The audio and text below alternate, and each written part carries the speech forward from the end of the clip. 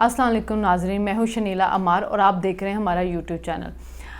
नाजरीन, पीटीआई की जो हुकूमत है, साबिका पीटीआई की हुकूमत, उनकी मतलब सारी काबीना को नैब ने तलब कर लिया। अच्छा, अब क्यों किया ये भी हम आपको बताते हैं। अगर आपको याद हो तो हम लोगों ने आपको बहुत पहले बताया था, मलिक रियाज का जो बरतानवी तहकीकाती एजेंसी के साथ मामला चल रहा था, वहाँ से उन्होंने 190 मिलियन पाउंड जो थे वो पाकिस्तानी हुकूमत को कहते कि ये हमने इनसे रिकवर की, आपकी अमानत हम आपको देना चाहते हैं। तो इमरान खान ने काबीना के अंदर बंद लिफाफे में कहा, जी ये एक फ़ैसला है, मैं आप सबसे अप्रूव करवाना चाहता हूँ, और वो काबीना ने अप्रूव कर दिया। वो काबीना को पता भी नहीं था वो फ़ैसला क्या है, वो यही था जो मलिक रियाज को इन्होंने वो पैसे दे दिए। वो पैसे जो सरकारी ख़जाने में आने थे वो मलिक रियाज को दे दिए गए। और उस वक्त ये बात भी सामने आ रही थी कि ये पैसे देने में वो जो सादिक और अमीन साहब हैं, जिनको हमारी हाईएस्ट जुडिशरी ने सादिक और अमीन का लक़ब दिया हुआ है, जो करप्शन का नारा लगा के इस इक़्तिदार के अंदर आए थे और जो कहते थे कि सब चोर हैं, सब डाकू हैं, मैं बस, मेरे से ज़्यादा तो ईमानदार बंदा पाकिस्तान में कोई आया ही नहीं, किसी माँ ने पैदा ही नहीं किया इमरान खान से बड़ा कोई ईमानदार बंदा। तो उस ईमानदार बंदे ने एक बंद लिफाफे के अंदर एक फैसला अपनी काबीना से अप्रूव करवाया, और शाबाश है पूरी काबीना के ऊपर कि सिवाय श्री मजारी के किसी ने सवाल भी करने की जरूरत ना की कि हाँ खान साहब हमसे क्या अप्रूव करवा रहे हो। और खान साहब ने उनसे अप्रूव करवाया कि जाहिर है ना, बुशरा बीबी को हीरे की अंगूठियाँ मिली हुई थी, और ये तो एक ऑडियो सामने आई है, एक अंगूठी का हमें पता चला, और पता नहीं क्या क्या चीज़ें उन्होंने वहाँ से ली होगी। अलकादर ट्रस्ट जो है उसको भी जो एकड़ों के हिसाब से ज़मीन मिली थी, वो भी स्कैंडल जो अब सामने आया है। तो ये सारे ताने बाने जुड़ रहे हैं इस ट्रांजैक्शन के साथ। 190 मिलियन पाउंड बरतानिया से आए, और वो जो आए उसको हवाले किया जा रहा था मलिक रियाज के, यानी कि वो पाकिस्तानी कौम के जो पैसे आए, जो पाकिस्तानी कौम को बरतानिया वालों ने ईमानदारी के साथ भेज दिए, लेकिन यहाँ पे जो ईमानदार हुक्मरान बैठा हुआ था उसने बेईमानी दिखाई। और बात यह है कि अगर हम इन सारी करप्शन के किस्सों को खोलता जाएं तो आपको लगेगा पता कि पाकिस्तान में सबसे ज़्यादा जो करप्शन हुई है वो इनके दौर के अंदर हुई है। और ट्रांसपेरेंसी इंटरनेशनल के जो आप इंडेक्स है उसको भी देख लें कि वो नवाज लीग के दौर में नीचे गए और इनके दौर में बढ़ गए। उनके दौर में जो कह रहे थे कि हम करप्शन ख़त्म करने के लिए आए हैं, क्योंकि मीडिया हमारे को इजाज़त नहीं थी उस वक्त कि आप इनकी करप्शन के सबूत सामने लेके आएँ, ना मीडिया को इजाज़त थी कि आप इनके बारे में बात करें, क्योंकि मस्बत रिपोर्टिंग का हुक्म दिया गया हुआ था। तो वो और मीडिया को मैनेज भी किया गया था, जो बोलते थे उनको निकाल दिया गया हुआ था, जो बोलता है निकाल दो, और चैनलों से निकल गए हुए थे।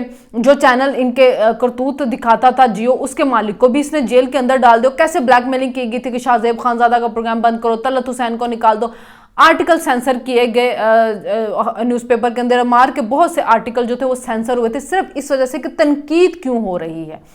तो उस तनकीद की वजह से इन्होंने सहाफ़ियों के साथ जो जुल्म रवा रखा अपने दौर के अंदर। अभी आज बात करते हैं कि जी हम जहाद करने चले हैं। जी कौन सा जहाद करने चले हैं, आप पहले तो ये बताएं ना। एक तो इमरान को आदत पड़ गई है अपनी हर चीज़ के अंदर इस्लामिक टच देने की, और वो इस्लामिक टच जो है वो इस मुल्क के अंदर सिर्फ इंतशार का बाइस बन रहा है। एक वो इमरान जो कहते हैं ना मैं ख़तरनाक हो गया हूँ, वो ख़तरनाक जो है ना वो इस सोसाइटी के लिए हो गया, क्योंकि इस सोसाइटी के लोगों में जहर सरायत करवा रहे हैं ये लोग, ये इमरान खान। और इस्लामिक टच दे देना जहाद का, जहाद पहले तो जी रियासत डिक्लेयर करती है किसी भी के खिलाफ पे। ये किसी भी इंडिविजुअल का मामला नहीं होता कि उठ के जी मैं जहाद करने लगा हूँ, मैं जहाद पे जा रहा हूँ। और चलें आप जहाद की दूसरी किस्म के जरिए आ जाते हैं कि जालिम हुक्मरान के सामने कलमा हक कहना।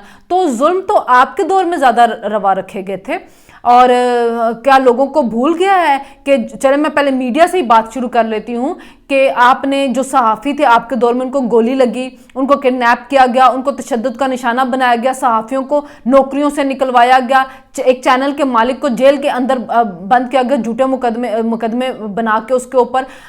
और उसके बाद फिर आपने सियासतदान जो आपके मुखालिफिन थे उनके साथ आपने क्या किया, آپ نے کس کی بہو بیٹی جو تھی اس کی عزت، آپ بہو بیٹیوں کو جو آپ نے جیلوں میں ڈالا، مریم نواز کتنا عرصہ جو تھی وہ جیل میں رہی، آصف زرداری کی بہن جو تھی ان کو کڈنیپ کر کے جیل میں ڈالا گیا، چار دیواری کے تقدس کو آپ نے پامال کیا، نیب چیئرمین کو بلیک میل کر کے آپ نے اپنے مخالفین کے خلاف مقدمے بنائے، بشیر میمن جو ہے وہ DGFIA جو بتاتے ہیں کہ کس طرح آپ گالیاں نکالتے تھے، جو زبان آپ استعمال کرتے تھے مخالف مریم نواز کے بارے میں، مخالف سیاستدان کی بیٹیوں کے بارے میں، اور جب انہوں نے اس کے اوپر ریئیکٹ کیا تو اس کو باتھ روم کے اندر بند کر دیا گیا۔ مطلب کون سی چیز ہے جو آپ کے دور میں نہیں ہوئی ہے؟ آپ کس سیاستدان کا بھی نام لے جو آپ کے مخالف تھے جیل کے اندر نہیں گئے تھے، یا بیوروکریٹ جو تھے جیل کے اندر نہیں گئے تھے؟ آپ کے ساتھ تو ابھی کچھ بھی نہیں ہوا، آپ کے ساتھ تو ابھی کوئی ظلم ہوا ہی نہیں ہے۔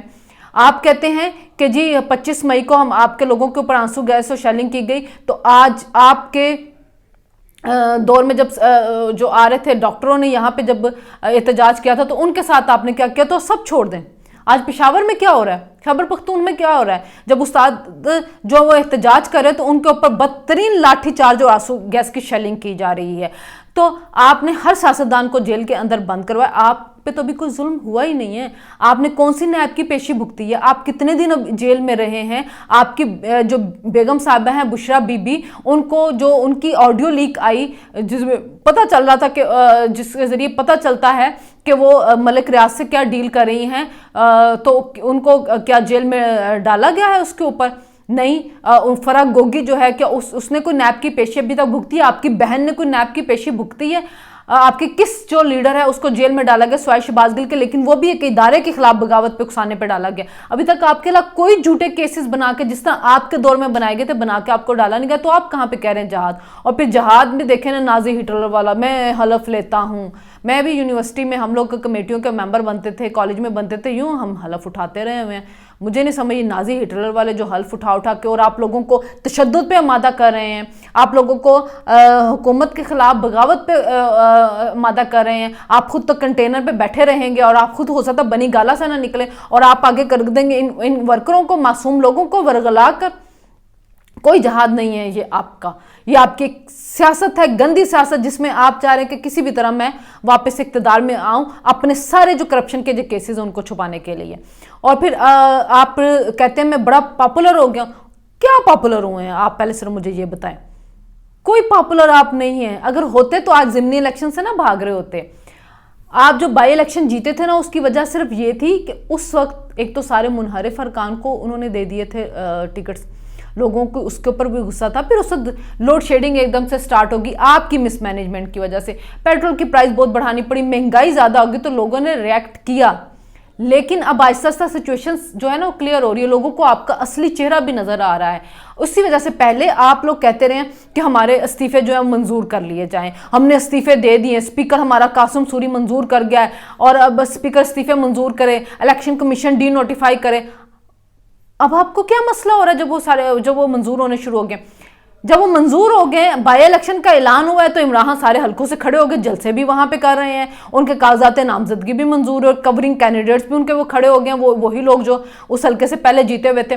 تو پہلے آپ سپریم کورٹ میں چلے گئے، وہاں پہ کہ جی جا کے یہ سارے روکے جائیں اور ہمیں سب کے اکٹھے منظور کے سپریم کورٹ نے نہیں اجازت دی، پھر وہ جو تھے ملتوی بھی ہوئے الیکشن سیلاب کی وجہ سے۔ اب جب دوبارہ الیکشن کی ڈیٹ اناؤنس ہوئی ہے تو آپ کے عبدالشکور صاحب بھاگے بھاگے عدالت گئے اور انہوں نے جا کے کہا ہے کہ جی میں تو استعفیٰ دیا ہی نہیں ہے، یہ تو ہمارے سامنے ایک کمپیوٹر سے پرنٹ آؤٹ نکال کے ہمیں دے دیا اور ہم نے استعفیٰ سائن کر دیا، یہ تو استعفیٰ نہیں ہے میرا۔ تو عدالت نے بھی اسپیکر کو کہا کہ چلیں ٹھیک ہے آپ نظر ثانی کر لیں، حالانکہ پوچھنا تو چاہیے کہ آپ ان کے کورنگ کینڈیڈیٹ کیوں بنے اگر آپ نے استعفیٰ نہیں دیا تو، اور آپ کو اتنے عرصے کے بعد کیوں جا کے یاد آ رہا ہے؟ آپ 6 مہینے کے بعد پھر چلے گئے ہیں، بجائے اس کے الیکشن اب ضمنی الیکشن آئے ہیں، اگر پاپولر ہے تو مقابلہ کریں، پھر چلے گئے ہیں اور کہہ رہے ہیں جی اسپیکر نے ہمیں بلا کے تصدیق کی، جبکہ اسپیکر راجہ پرویز اشرف نے ان کو بلایا تھا لیکن یہ نہیں گئے وہاں پہ۔ اور یہ علی محمد جو تھے جو آج گئے ہیں اس کے لیے، انہیں علی محمد صاحب نے ٹویٹر کے اوپر ڈالا تھا کہ میں اس امپورٹڈ گورنمنٹ کو نہیں مانتا، اپنا استعفیٰ ڈالا ہوا تھا کہ اس کو منظور کریں، اور آج جا کے وہ کہہ رہے ہیں کہ جی آپ ہمارے استعفے جو ہیں ان کو روکیں، وہ استعفے منظور نہ کریں اور الیکشن بھی رکوائیں۔ تو عدالت کہہ رہی ہے کہ کیا آپ اپنی پارٹی پالیسی کے لیے؟ نہیں جی ہم پارٹی پالیسی کے ساتھ بھی ہیں۔ اچھا کیا آپ پارلیمنٹ میں جائیں گے؟ نہیں ہم پارلیمنٹ میں بھی نہیں جائیں گے۔ مطلب ایک کنفیوژن کریٹ کیا ہوا، تو پھر آپ استعفے کیوں اپنے منظور نہیں ہونے دینا چاہتے؟ آپ کی تو خواہش تھی نا کہ استعفے جو منظور ہو جائیں. اب وہ آپ کی خواہش پوری ہو رہی ہے تو آپ اس کو منظور ہونے دیں. اب آپ بھاگ رہے ہیں ضمنی الیکشن سے. اب عدالت نے کہا کہ سوچ سمجھ کے جواب دیں کہ آپ کیا کرنا چاہتے ہیں. آپ 2014 والا ہی معاملہ دہرانا چاہتے ہیں کہ جی ہم بیٹھے رہیں, ہم پیسے بھی لیتے رہے, ہم پارلیمنٹ لاجز کو بھی سنبھال کے بیٹھے رہے. 2014 میں بھی جیسے انہوں نے ہمیں کنسیشن دی, ہمارے استعفے منظور نہیں کرتے, اب بھی بیٹھے رہے, ہم تنخواہیں لیتے رہیں, اور جہاں پہ الیکشن کی ضمنی الیکشن میں جانے کی بات آتی ہے وہاں سے آپ بھاگنا شروع ہو گئے. تو پاپولر ہے تو بھاگ کیوں رہیں, جائیں جا کے مقابلہ کریں اس کا. اور یہ فرسٹریشن نظر آ رہی ہے ساری آپ کی, کیونکہ آپ کو اپنا پلان فیل ہوتا ہوا نظر آ رہا ہے. آپ کا خیال تھا وہ جو آپ خود اپنی پٹیشن میں مان رہے ہیں کہ ہم نے تو دباؤ ڈالنے کے لیے یہ دیا تھا, یعنی کہ آپ استعفوں کے اوپر سیاست کھیل رہے تھے. تو پھر ظاہر حکومت بھی سیاست کھیلے گی, پھر ان کا بھی حق بنتا ہے سیاست کھیلنا. پھر وہ آپ کے آرام سے استعفے منظور کرے گی. وہ کیوں پورے 130 منظور کرے جب آپ سیاست کر رہے ہیں اس کے اوپر. تو اور کے پی کے میں بھی آج آپ جو استاد ہیں بیچارے بیٹھے ہوئے ہیں وہاں پہ کہ جو ہمارے گریڈ جو ان کو ریوائز کیا جائے, پروموشن کے معاملات کو دیکھا جائے تو ان کے اوپر بدترین لاٹھی چارج ہو رہا ہے. اور پھر آپ 25 مئی کو دہرانا شروع کر دیتے ہیں. آپ پہلے اپنے گریبان میں تو جھانکیں کہ آپ اپنے لوگوں کے ساتھ کیا کر رہے ہیں. 9 سال سے آپ وہاں پہ بیٹھے ہوئے ہیں اور ڈیفالٹ کے قریب آپ پہنچے تھے, تنخواہیں دینے کے پیسے نہیں تھے, وفاق نے آپ کو پیسے دے کے ڈیفالٹ سے بچایا, اور باتیں آپ سے سن لیں, اور پھر آپ کہتے ہیں کہ ہمیں دوبارہ حکومت میں لے کے آئیں, ہمارے پاس پلان ہے. وہ پلان کہاں پہ جو پہلے آپ کے پاس تھا, اور آپ کے پاس سارے مشیر تھے, اور آپ کے پاس بڑے ایڈوائزر تھے جنہوں نے آ کے اس ملک کا حالات ہی بدل کے رکھ دینے. دودھ اور شہد کی نہریں بہنی تھی یہاں پہ, وہ تو سان کدھر نظر نہیں آئیاں. تو ہوں لگ پہ ساڑھے کو ایک نواں منصوبہ آ گیا, ٹرک کی بتی ہے جس کے پیچھے لوگوں کو لگایا ہوا ہے, اور کچھ لوگ لگے بھی ہوئے ہیں. ہم پہلے ہی کہتے ہیں کلٹ فالوئنگ جو ہے وہ ان کی ہر بات کے اوپر سلوٹ کرتی ان کو, کہ ان کی ہر بات کے اوپر یقین لے کے آ جاتے ہیں, اور بالکل یہ دیکھنے کی کوشش نہیں کرتے کہ ابھی خان صاحب نے تھوڑی دیر پہلے کیا کہا تھا, اب وہ کیا کہہ رہے ہیں. بہرحال دیکھتے ہیں کہ جی آنے والے دنوں میں معاملات کس کروٹ بیٹھتے ہیں, اور معاملات بہت زیادہ کھل گئے ہیں. سائفر کے اوپر بھی کمیٹی بن گئی ہے, نیب نے بھی بلا لیا ان کو ملک ریاض والے کھاتے کے اندر, اور توشہ خانہ کے لیے بھی الیکشن کمیشن نے اسٹیٹ بینک سے مانگ لیے ہیں عمران کے دستاویزات. اس پہ بھی کہہ رہے ہیں جی الیکشن کمیشن کو یہ حق نہیں پہنچتا, یعنی کہ کہیں پہ بھی آپ نے تفتیش نہیں کروانی, بس لٹ دے رہو تو کھا لو. تو جہاں پہ تفتیش کا معاملہ ہے وہاں سے بھاگ جاؤ.